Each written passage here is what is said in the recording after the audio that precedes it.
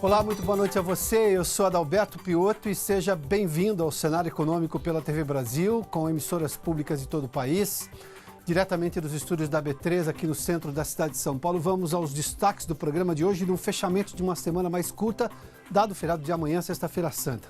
A Petrobras subiram fortes as ações da Petrobras hoje e puxaram o Ibovespa também. A Bolsa terminou a semana com uma forte valorização, mas o imbróglio da Comissão de Constituição e Justiça diminuiu o tamanho da alta que o mercado financeiro, que o mercado investidor aqui, a Bolsa, poderia ter. O dólar cedeu no final da sessão, terminou numa leve baixa, mas ainda assim a R$ 3,93, ou seja, acima dos R$ 3,90, que é uma marca importante. O vilão da feira, o tomate. Você se lembra que tempos atrás o tomate foi responsável por boa parte da inflação e das reclamações das donas de casa e de todos nós que vamos ao supermercado. O tomate subiu bastante no mês de março. Subiu mais de 90% em alguns mercados atacadistas do país. A gente fala disso também porque tudo indica as hortaliças e, claro, o tomate também vão continuar a subir agora no mês de abril. A gente faz um paralelo com a inflação, sobretudo da alimentação em casa. E no estúdio eu converso com o consultor Fábio Astrauskas sobre esse momento da economia brasileira e, claro, com todas as implicações políticas que mexem com a economia. O cenário econômico já está no ar.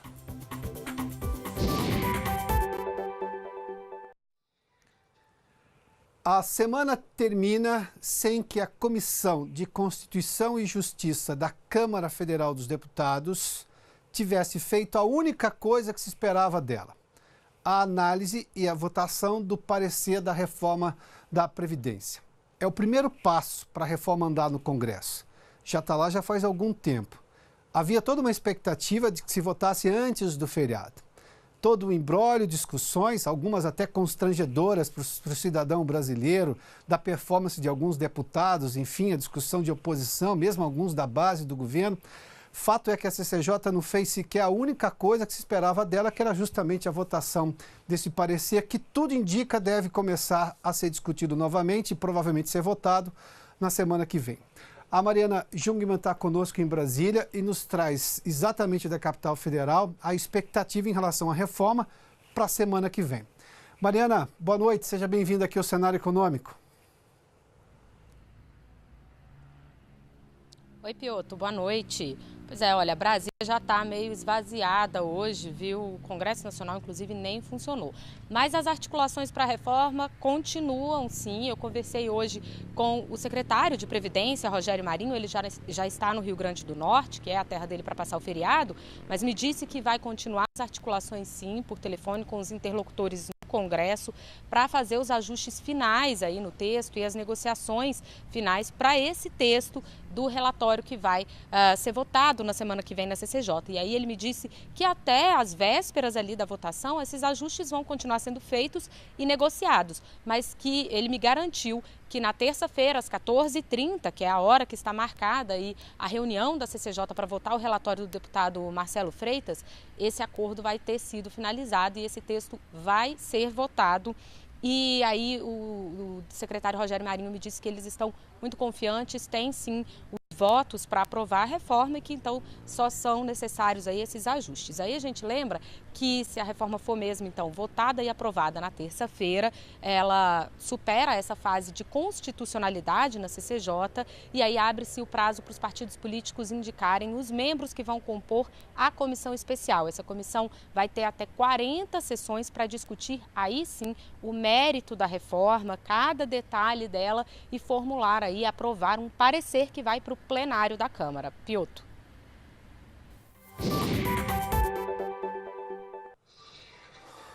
Muito obrigado. Só reforçando o que Mariana disse, a CCJ só tem que analisar se o texto da reforma enviado pelo governo fere a Constituição Federal. Por isso que é uma comissão de Constituição e Justiça. Se a CCJ só precisa dizer isso, está se discutindo já há algum tempo, na verdade com manobras protelatórias, cada item ali da reforma. Que, na verdade, o lugar para se discutir isso é nessa comissão especial, que é o segundo passo dentro da Câmara Federal, para se discutir ponto a ponto e depois, sim, são 2 votações no plenário da Câmara.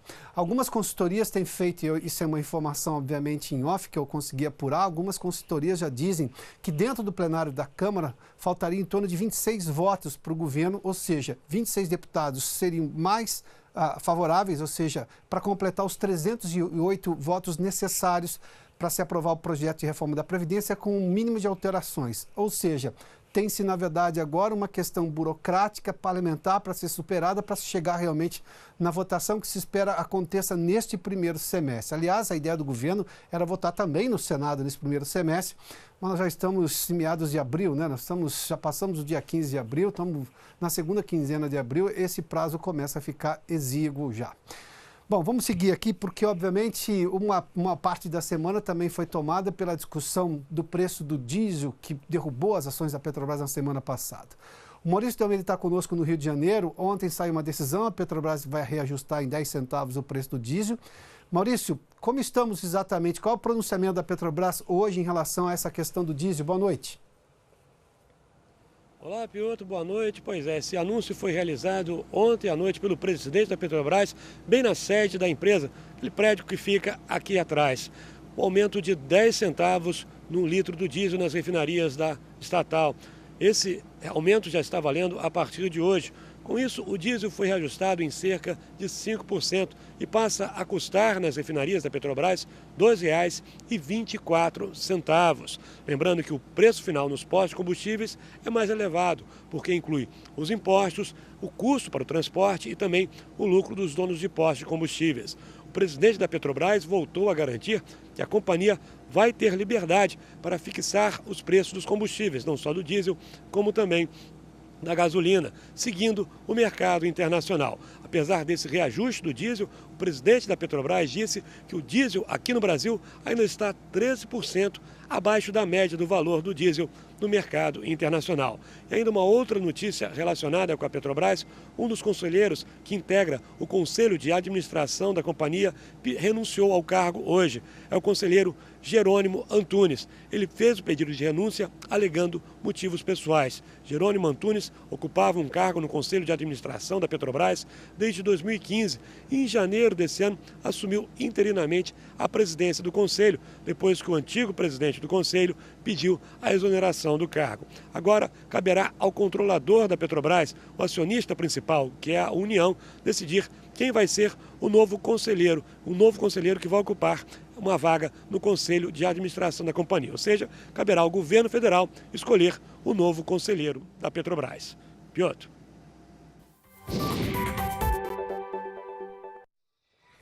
Muito obrigado, Maurício. Obviamente que a questão do diesel retomou a ideia, ou pelo menos o temor, de uma nova greve dos caminhoneiros, mas tudo indica, se houver uma greve, ela não terá o apoio de boa parte da categoria, para não dizer a maioria da categoria, sobretudo dos caminhoneiros que têm um negócio próprio, no máximo de 1 ou 2 caminhões, porque justamente esses caminhoneiros, algumas dessas associações dizem que o governo está aberto a negociações, está conversando, além do pacote que foi anunciado recentemente justamente para melhorar as condições tanto de infraestrutura, para não se ter tanto custo com manutenção de caminhão. E olha, quem tem caminhão sabe o que é o tamanho de um buraco e quanto isso causa, qual é o buraco que isso causa no orçamento dele.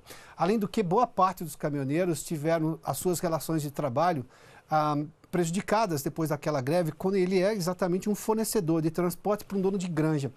Você se lembra que lá na greve dos caminhoneiros nós falamos e mostramos algumas cenas aqui no cenário econômico de pessoas que perderam a produção dos pintinhos, por exemplo, nas granjas, que tem um tempo ali de ovos que se estragavam e tudo mais.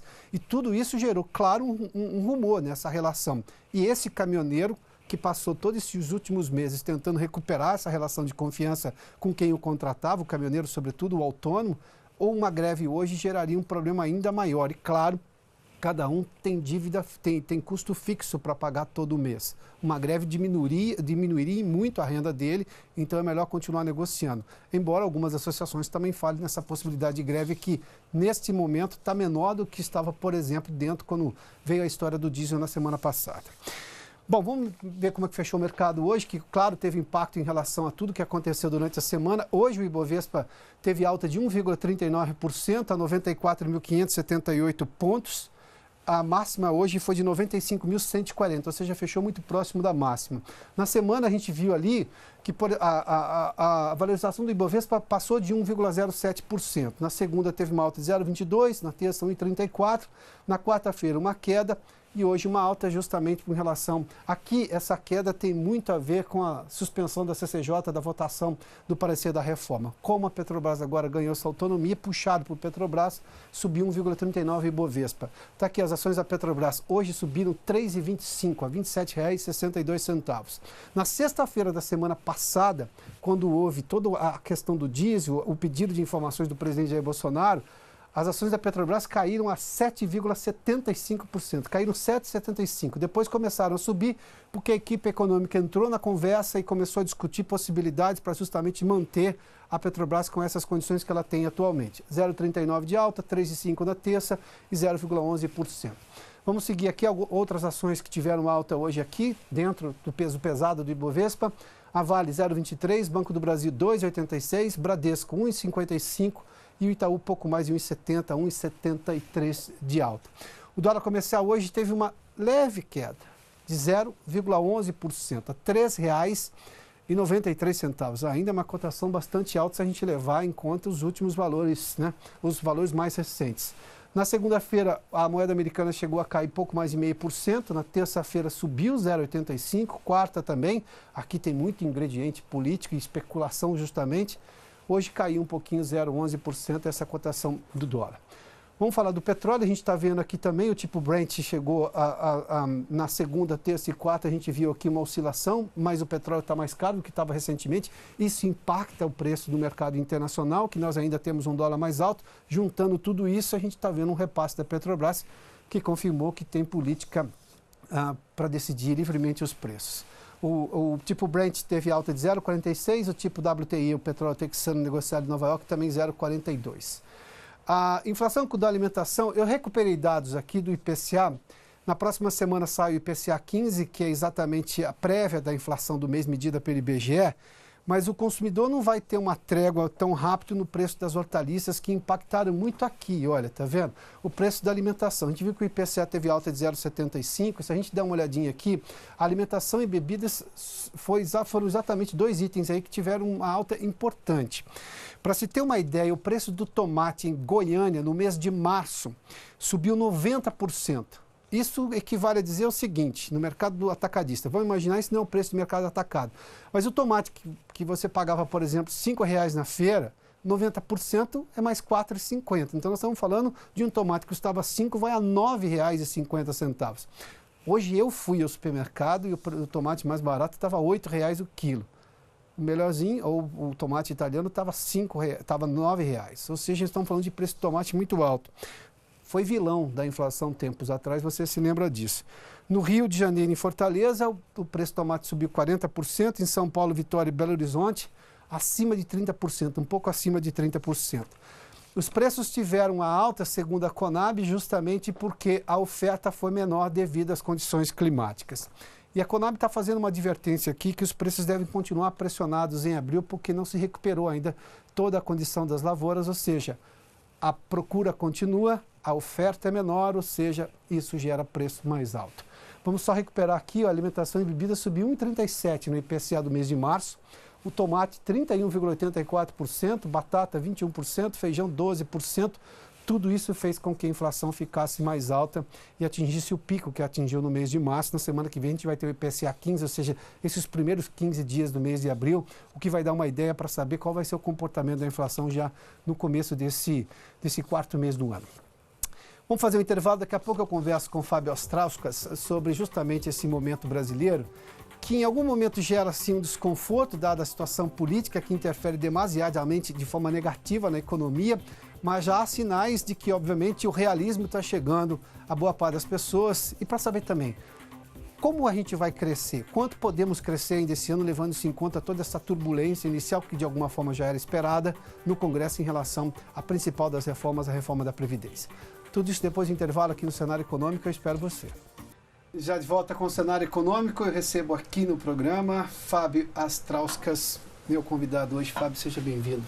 mais uma vez. Boa noite para você, boa noite para os espectadores. Boa noite. Nós tivemos uma semana, aliás, que esta semana começou na sexta-feira da semana passada. Verdade. Com a história do diesel, que agora voltou ao que era, pelo menos tudo indica, mas a gente passa agora por uma discussão que eu tenho uma empresa estatal que é monopolista hoje, que recebe, digamos, tem as obrigações de ser uma estatal, como, por exemplo, ela tem algumas amarras pelo TCU, pelo Tribunal de Contas, para fazer uma concorrência, ela tem um processo muito mais lento do que uma empresa privada, só que ela tem o benefício dado pelo governo anterior ainda, de política de preços livre, mas ela não tem concorrência. Então, essa questão do diesel passa pela condição de estatal da Petrobras, do monopólio que ela tem. Você acha que a gente vai amadurecer a discussão sobre o papel da Petrobras na vida econômica brasileira, que nas eleições sempre é vendido como um patrimônio do brasileiro? Eu prefiro dizer que patrimônio é geração de emprego, desenvolvimento econômico, alta educação, isso é patrimônio, não é uma empresa, mas enfim. Você acha que a gente vai ter um avanço nessa discussão depois desses imbróglios? Eu acho que, sem dúvida, vai avançar. Não nesse momento, porque não há nem tropa suficiente do governo ou da sociedade para discutir tantos assuntos simultaneamente, né, como os da Previdência, da Justiça e outros. Mas em algum momento posterior, quando se tratar mais a sério e profundamente, e é uma das plataformas principais do governo federal, do Bolsonaro, de privatização, esse é um assunto que entrará em pauta. Inicialmente, vamos lembrar que o próprio Bolsonaro excluiu de antemão a Petrobras de um programa de privatizações, né? Mas, aparentemente, esses últimos acontecimentos podem fazê-lo repensar um pouquinho nesse modelo de estatal monopolista, né? O que não vai adiantar muito é a gente trocar de uma estatal monopolista para um privatizador monopolista, ou seja, vai ter que fatiar uma Petrobras. E é mais difícil fazer isso, né, para você ter uma concorrência maior. Senão,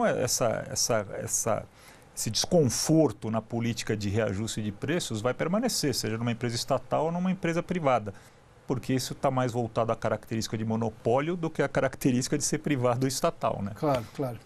Ou seja, mas dá para mexer hoje na competição, porque eu me lembro quando, numa conversa que tive lá no começo dos anos 2000, quando a Petrobras começou a se abrir, foi um evento em Houston, nos Estados Unidos, e eu, numa pergunta, fiz exatamente a menção se daria para aumentar a concorrência, e falou assim, o problema é que a Petrobras continua com as amarras de uma estatal, ou seja, quando ela vai competir com um privado, ela tem obrigações que um privado não tem. Então eu precisaria tirar essas amarras, mas para tirar essas amarras ela tem que ser privatizada. Ou seja... esse é um argumento interessante, mas quando a gente pensa num outro setor, não igual, né, mas onde há um ambiente oligopolista, né, vamos falar do mercado financeiro, onde há 5 grandes bancos, né, 2 são estatais, mas se comportam no dia a dia como bancos privados, né? Então nada impede que num setor onde haja uma competição que, vamos supor que permaneça uma fatia da Petrobras nas mãos do governo, que se divida isso, que você tenha uma política voltada para uma competição. Só que essa competição vai ser tanto mais saudável quanto mais atores estiverem envolvidos. Então, fatiar um pedaço da Petrobras, mas manter isso na mão de pouca gente, continuará pressionando ou tendo implicações de preço voltadas para uma característica monopolista de preço, né? Onde sempre o lucro da empresa é regulado pelo aumento, né, de preço. Ele regula a oferta, regula, né, as condições de estabelecimento do preço e a sua margem de lucro. Tanto faz se vai ser o governo ou se vai ser uma empresa privada. O que a gente tem visto agora é o quanto, e até então, né, o que aconteceu com a Petrobras nos últimos tempos foi o quanto danoso era a ingerência política dentro de uma empresa estatal, né, importante de mercado, de economia de mercado como a Petrobras. Que vamos supor que ela tenha terminado, ainda assim teremos que agora ultrapassar o fato de que é um monopólio no país, né? E esse monopólio leva a essas distorções de preço e essas insatisfações de preço de lado a lado, né? Fábio, qual a sua percepção em relação ao crescimento do país?